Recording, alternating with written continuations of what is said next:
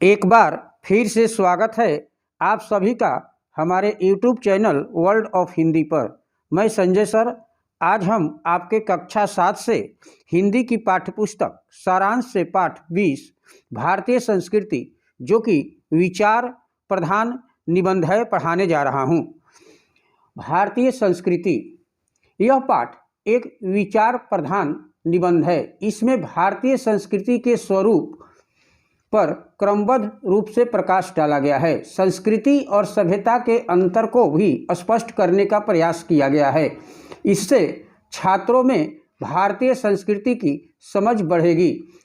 आप लोग इस पाठ को 2-3 बार अच्छे तरीके से पढ़ लीजिएगा, क्योंकि वीडियो काफ़ी लंबा हो जाएगा, इसलिए मैं इस पाठ का केवल सारांश बतला दे रहा हूँ।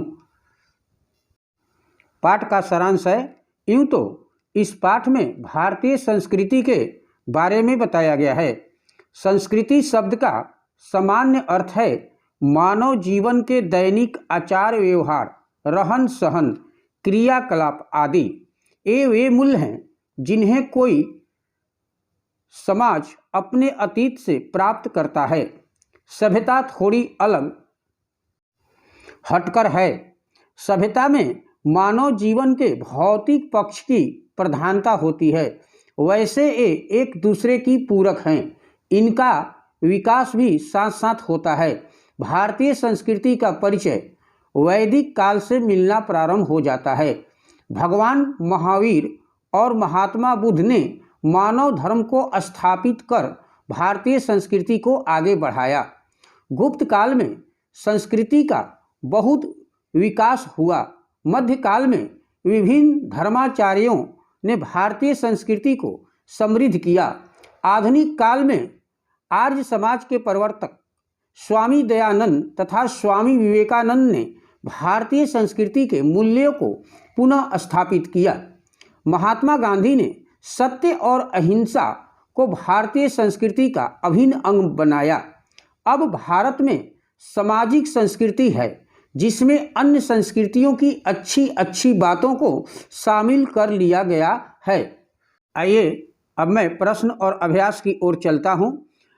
सबसे पहले है मौखिक प्रश्न। निम्नलिखित प्रश्नों के उत्तर संक्षेप में दीजिए। प्रश्न संख्या 1 है, भारतीय संस्कृति का इतिहास कैसा है? उत्तर है, भारतीय संस्कृति का इतिहास अत्यंत प्राचीन है। प्रश्न संख्या 2 है, क्या सभ्यता और संस्कृति एक है? उत्तर है, जी नहीं, सभ्यता और संस्कृति एक नहीं है, दोनों में अंतर है। प्रश्न संख्या 3 है, चारों वेदों के नाम बताओ। उत्तर है, 4 वेदों के नाम इस प्रकार हैं। पहला है ऋग्वेद, दूसरा है सामवेद, तीसरा है यजुर्वेद, चौथा है अर्थवेद। प्रश्न संख्या 4 है, भारतीय संस्कृति का आधुनिक काल कब से माना जाता है? उत्तर है, भारतीय संस्कृति का आधुनिक काल 18वीं शताब्दी से माना जाता है। प्रश्न संख्या 5 है, भारतीय संस्कृति की सबसे बड़ी विशेषता क्या है? उत्तर है, भारतीय संस्कृति की सबसे बड़ी विशेषता अनेकता में एकता है। आइए लिखित प्रश्न की ओर चलता हूँ। दीर्घ प्रश्न। निम्नलिखित प्रश्नों के उत्तर लिखिए। प्रश्न संख्या 1 है, संस्कृति से आप क्या समझते हैं? उत्तर है, संस्कृति एक विशिष्ट जीवन शैली का नाम है। यह एक सामाजिक विरासत है जो परंपरा से चली आ रही है। प्रश्न संख्या 2 है, सभ्यता में जीवन के किस पक्ष की प्रधानता रहती है? यह संस्कृति से कैसे अलग है? उत्तर है, सभ्यता में जीवन के भौतिक यानी सांसारिक बाहरी पक्ष की प्रधानता रहती है, जबकि संस्कृति में आचार विचार की प्रधानता होती है। प्रश्न संख्या 3 है, भारतीय संस्कृति के विकास का परिचय हमें किस काल से मिलना शुरू हो जाता है? तब संस्कृति की क्या स्थिति थी? उत्तर है, भारतीय संस्कृति के विकास का परिचय हमें वेदों से मिलना शुरू हो जाता है। तब समाज 4 वर्णों में बटा हुआ था। प्रश्न संख्या 4 है, किस कालखंड को भारत का सर्वोत्तम काल माना जाता है और क्यों? उत्तर है चंद्रगुप्त मौर्य से लेकर हर्षवर्धन तक का काल भारत के इतिहास का सर्वोत्तम काल माना जाता है। इस काल में दर्शन, साहित्य, संगीत तथा कलाओं का विकास हुआ। प्रश्न संख्या 5 है, मध्यकाल में जो भक्ति आंदोलन चला उस पर संक्षेप में प्रकाश डालिए। उत्तर है मध्यकाल में दक्षिण में आड्यार तथा आलवार संतों ने भक्ति आंदोलन चलाया। उत्तर भारत में रामानुजाचार्य, मध्वाचार्य तथा वल्लभाचार्य ने भक्ति की लहर चलाई। भक्ति आंदोलन दो धाराओं में बट गया, सगुण भक्ति तथा निर्गुण भक्ति। सगुण भक्ति में तुलसी, सूर के नाम उल्लेखनीय है। निर्गुण भक्ति को कबीर ने आगे बढ़ाया। प्रश्न संख्या 6 है, आधुनिक काल को पुनर्जागरण काल के नाम से क्यों जाना जाता है? इस काल में भारतीय संस्कृति के लिए क्या क्या कार्य किए गए? उत्तर है आधुनिक काल को पुनर्जागरण काल के नाम से इसलिए जाना जाता है क्योंकि इस काल में पुनः जागृति आई। समाज सुधारकों ने समाज से अंधविश्वासों और बुराइयों को दूर करने का प्रयास किया। भारतीय संस्कृति के मूल्यों को पुनः स्थापित किया गया। महात्मा गांधी ने सत्य और अहिंसा को भारतीय संस्कृति का अभिन्न अंग बताया। प्रश्न संख्या 7 है, भारतीय संविधान में किन किन मूल सिद्धांतों को स्वीकार किया गया है? इनका भारतीय संस्कृति से क्या संबंध रहा है? उत्तर है भारतीय संविधान में लोकतंत्र, समाजवाद और धर्मनिरपेक्षता के सिद्धांतों को स्वीकार किया गया है। इनका संबंध भारतीय संस्कृति से प्रारंभ से ही अभिन्न अंग रहे हैं। प्रश्न संख्या 8 है, भारतीय संस्कृति अब एक सामासिक संस्कृति का रूप ले चुकी है, स्पष्ट करो। उत्तर है सामासिक संस्कृति का अर्थ है यानी मिली जुली संस्कृति। हमारी भारतीय संस्कृति ने अन्य संस्कृतियों की अच्छी अच्छी बातों को अपने में समेट लिया है, उन्हें नए रंग रूप में ढाला है। इसी को सामासिक संस्कृति कहा जाता है। प्रश्न संख्या 9 है, भारतीय संस्कृति की विशेषताओं पर प्रकाश डालिए। उत्तर है भारतीय संस्कृति की सबसे बड़ी विशेषता है अनेकता में एकता। भारतीय संस्कृति में आध्यात्मिकता और भौतिकता का मिश्रण रहा है, अतः इसकी प्राचीनता, गतिशीलता, लचीलापन, ग्रहणशीलता तथा सामाजिक स्वरूप इसकी प्रमुख विशेषताएं हैं। इन विशेषताओं के कारण ही भारतीय संस्कृति विश्व में अपना विशिष्ट यानी खास स्थान रखती है। हमें भारतीय संस्कृति की महानता पर गर्व है। मूल्यपरक प्रश्न। प्रश्न संख्या 1 है, भारतीय संस्कृति के बारे में आपके क्या विचार हैं? उत्तर है भारतीय संस्कृति महान एवं प्राचीन है, यह विश्व की सर्वश्रेष्ठ संस्कृति है। प्रश्न संख्या 2 है, आपकी दृष्टि में हमारी संस्कृति के मूल तत्व कौन कौन से हैं? उत्तर है हमारी दृष्टि में संस्कृति के मूल तत्व भ्रातृत्व भाव, अहिंसा, सत्य, परोपकार की भावना है। उच्च स्तरीय बौद्धिक प्रश्न। प्रश्न संख्या 1 है, यद्यपि हमारी संस्कृति विश्व में सर्वश्रेष्ठ है, पर इसमें अभी और क्या क्या जोड़ा जा सकता है जिससे यह आधुनिकतम बन सके? उत्तर है हमारे विचार से इसमें मानवतावादी विचारधारा को जोड़ा जाना चाहिए। प्रश्न संख्या 2 है, हमें अपनी संस्कृति पर गर्व क्यों करना चाहिए? उत्तर है हमें अपनी संस्कृति पर गर्व इसलिए करना चाहिए क्योंकि हमारी संस्कृति विश्व में सर्वश्रेष्ठ है। अर्थ ग्रहण संबंधी प्रश्न।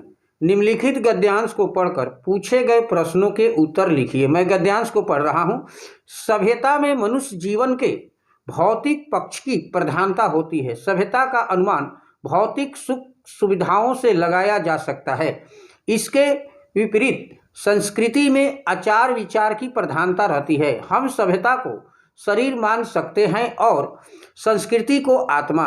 इन दोनों को अलग अलग करके नहीं देखा जा सकता। वास्तव में ये दोनों एक दूसरे की पूरक हैं। प्रश्न संख्या 1 है, सभ्यता में मनुष्य जीवन के किस पक्ष की प्रधानता रहती है? सभ्यता में मनुष्य जीवन के भौतिक पक्ष की प्रधानता रहती है, यानी सांसारिक बाहरी पक्ष की प्रधानता रहती है। प्रश्न संख्या 2 है, सभ्यता का अनुमान किससे लगाया जा सकता है? सभ्यता का अनुमान भौतिक सुख सुविधाओं से लगाया जा सकता है। प्रश्न संख्या 3 है, संस्कृति में किसकी प्रधानता रहती है? संस्कृति में आचार विचार की प्रधानता रहती है। चौथा है, सभ्यता और संस्कृति का आपस में क्या संबंध है? सभ्यता और संस्कृति एक दूसरे के पूरक हैं।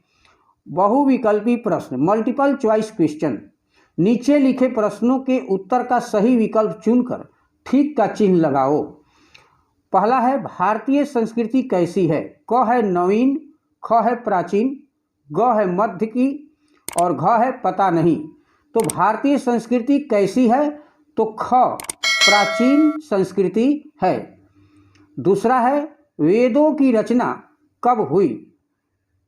पहला क है ईसा से कई हजार वर्ष पूर्व, ख ईसा के बाद, ग 2000 वर्ष पूर्व, घ मुगल काल में।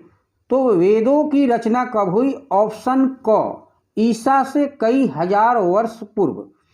तीसरा है, महाकवि कालिदास किस काल में हुए? क है मौर्य काल में, ख गुप्त काल में, ग आर्य काल में और घ मुगल काल में। तो महाकवि कालिदास किस काल में हुए? तो महाकवि कालिदास गुप्त काल में हुए। ऑप्शन ख। रिक्त स्थानों की पूर्ति कीजिए। पहला है, सभ्यता और संस्कृति एक दूसरे की डैश है, पूरक है, पूरक है। दूसरा है, हमारा समाज वर्णों में बटा हुआ था। तो हमारा समाज 4 वर्णों में बटा हुआ था, 4। तीसरा है, डैश में आलवार और आड्यार के भक्तों ने भक्ति आंदोलन को आगे बढ़ाया। तो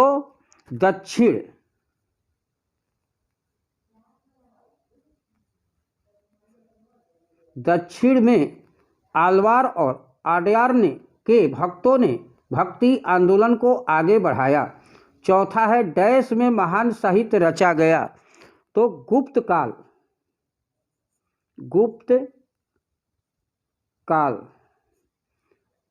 काल में महान साहित्य रचा गया। नीचे लिखे शब्दों में से मूल शब्द और प्रत्यय पृथक पृथक करके लिखिए, यानी अलग अलग करके लिखिए। इसमें दिया हुआ है मूल शब्द, प्रत्यय। क है भारतीय, इसमें मूल शब्द है भारत और यह प्रत्यय लगा हुआ है। ख है विकसित, इसमें विकास मूल शब्द है और इत प्रत्यय लगा हुआ है। ग है प्रधानता, इसमें प्रधान मूल शब्द है और ता प्रत्यय है। घ है प्राचीनता, इसमें प्राचीन मूल शब्द है और ता प्रत्यय लगा हुआ है। अंग है भौतिकता, इसमें भूत मूल शब्द है और इकता प्रत्यय है। च है सामाजिक, इसमें समाज मूल शब्द है और इक प्रत्यय लगा हुआ है। संधि विच्छेद करो। क है सर्वोत्तम, सर्व प्लस उत्तम। ख है पुनर्जागरण, पुनः प्लस जागरण। ग है विवेकानंद, विवेक प्लस आनंद। घ है सूर्योदय, सूर्य प्लस उदय। अंग है महोत्सव, महा प्लस उत्सव। च है वेदांग, यानी वेद प्लस अंग।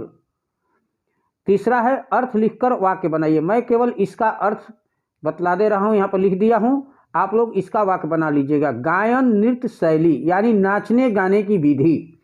बहुआयामी, जिसके अनेक आयाम स्वरूप हों। सर्वोत्तम, सबसे बढ़िया। सुचारू, यानी ठीक प्रकार से। चौथा है वाक्य परिवर्तित करो, उदाहरण देखो, समझो और करो। आप लोग उदाहरण देख लीजिएगा। क है ऋषियों ने 4 वेदों की रचना की, ऋषियों द्वारा 4 वेदों की रचना की गई। ख है अंग्रेजों ने भारत में अपना शासन स्थापित किया, अंग्रेजों द्वारा भारत में अपना शासन स्थापित किया गया। 5 है भारतीय संस्कृति पाठ में से 5 व्यक्तिवाचक तथा 5 जातिवाचक संज्ञाएं छांट कर लिखिए। यहाँ पर मैं छांट कर करके लिख दिया हूँ व्यक्तिवाचक संज्ञा और जातिवाचक संज्ञा। पहला होगा पंजाब व्यक्तिवाचक, दूसरा महाराष्ट्र व्यक्तिवाचक संज्ञा, तीसरा होगा भारत व्यक्तिवाचक संज्ञा, चौथा है विवेकानंद व्यक्तिवाचक संज्ञा और पांचवा है गुरु नानक व्यक्तिवाचक संज्ञा। जातिवाचक संज्ञा शरीर, भक्त, देशों, ग्रंथों, संगठन। आप लोग इस पाठ में जितने भी शब्द भंडार हैं, शब्दार्थ है, वर्ड मीनिंग, उसे आप अपनी कार्य पुस्तिका पर अच्छे तरीके से लिख लीजिएगा और जितने भी मौखिक और लिखित प्रश्न हैं उसे अपनी कार्य पुस्तिका में अच्छे तरीके से लिख कर करके उसे याद करते रहेगा। इस तरह से यह पाठ आपका यहाँ पर समाप्त हुआ। Thank you. मैं संजय सर।